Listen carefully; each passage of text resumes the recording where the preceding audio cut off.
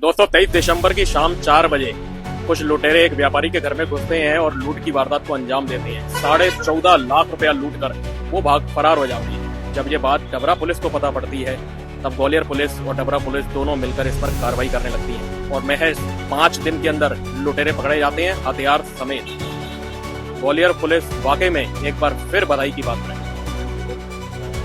एक घटना हुई थी लूट की। इसमें हमारे डबरा नगर के व्यापारी हैं मनोहर अबलानी, तो इनके यहाँ पर जो है अज्ञात 5 बदमाशों ने अचानक ऑफिस में एंट्री की थी और इसके बाद इनको विद आर्म्स सराउंड कर लिया था, घेर लिया था।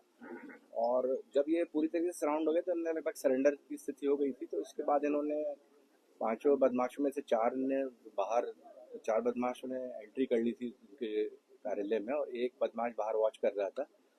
तो उसके पश्चात उन्होंने उनके ड्रॉअर से करीब 14.5 लाख रुपए लूट लिए थे और ये बदमाश जो है फिर इसके बाद वहाँ घटनास्थल से निकल गए थे।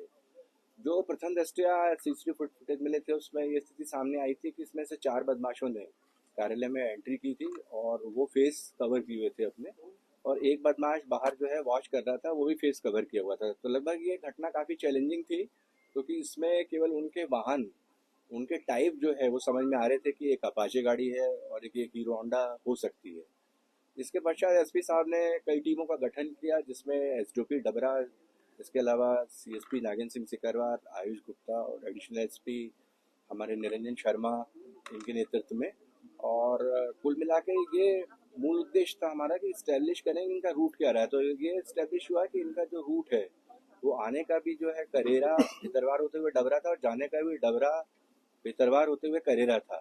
इस आधार पर जब पूरी घेराबंदी की गई और टेक्निकल असिस्टेंट ली गई और करीब 150 सीसीटीवी फुटेज हम लोगों ने जो खंगाली टीम ने, उसके आधार पर 5 आरोपियों को इसमें स्थापित किया गया और 5 आरोपियों को फिर पकड़ने के पश्चात इनसे 7,75,000 की रकम बरामद की गई है।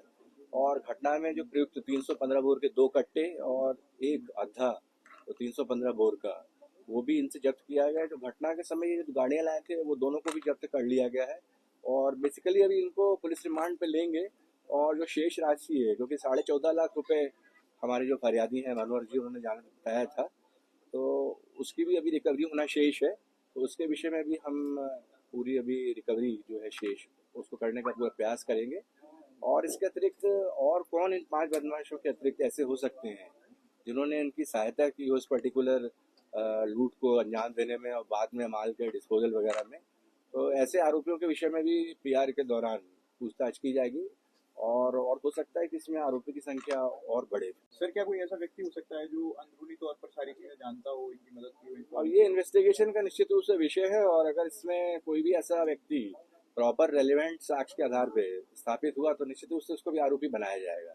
सर टीम ने जो पुरानी भूमिका निभाई उनको पुरस्कार वगैरह करेंगे? जैसा कि मैंने बताया इसमें कि 30,000 रुपए का जो पुरस्कार मेरी तरफ से भी घोषित था, उनको भी मतलब इसमें पुरस्कृत किया जाएगा। और जैसा कि मैंने बताया इसमें एडिशनल एसपी निरंजन शर्मा हुए, हमारे एडिशनल एसपी लालकृष्ण चंदानी, इसके अलावा सीएसपी नागेंद्र सिंह और एसडीओपी डबरा विवेक और सीएसपी आयुष, सभी ने काफ़ी अच्छा काम किया है। तो इनको वरिष्ठ लेवल से हम प्रशस्ति पत्र दिलवाएंगे क्योंकि एक बड़ा प्रोफेशनल काम था यानी कि इनको पूरा हम स्टैब्लिश करें आरोपियों को, उसके बाद इनसे जो घटना में प्रयुक्त हथियार है उसकी रिकवरी करें, घटना में जो वाहन यूज़ किए हैं उसकी रिकवरी करें, कैश की रिकवरी करें और अभी भी फर्दर और रिकवरी कैश की होगी, ऐसी पूरी संभावना है। सर पुराना रिकॉर्ड क्या है इनका रिकॉर्ड है, इसमें से 2 आरोपी हैं, इसमें जो बोला है इसका काफ़ी रिकॉर्ड है, करीब 8 अपराध हैं। हत्या का मुकदमा इसके ऊपर रहा है पूर्व में कायम, इसके अतिरिक्त इसके खिलाफ लूट का अपराध भी पूर्व में कायम हुआ है।